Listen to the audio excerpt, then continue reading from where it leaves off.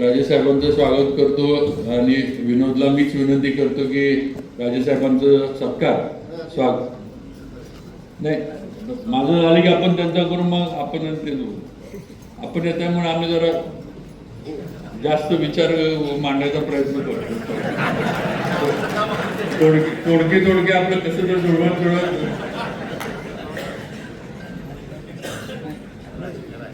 कारण कसं आहे साहित्य संमेलन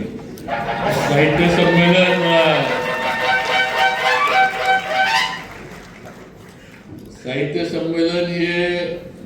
पालकांचा हात लागल्याशिवाय यशस्वी होणार नाही हे आम्हाला सातारकरांना माहित आहे. मग आणि आमचे पालकमंत्र्यांना सगळ्यांच्या वतीनं विनंती आहे की नुसता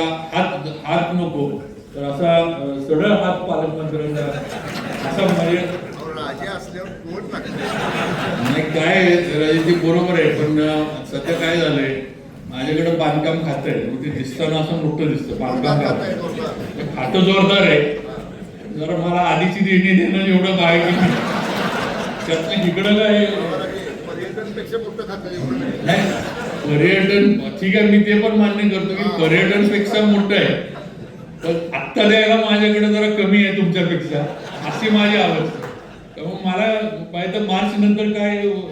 आपली ऍडजस्टमेंट असेल तर सांगा मी त्यावेळेला तुमच्या इकडे काहीतरी भरपाई पालकमंत्र्यांच्या ह्याच्यात करून देतो. पण आता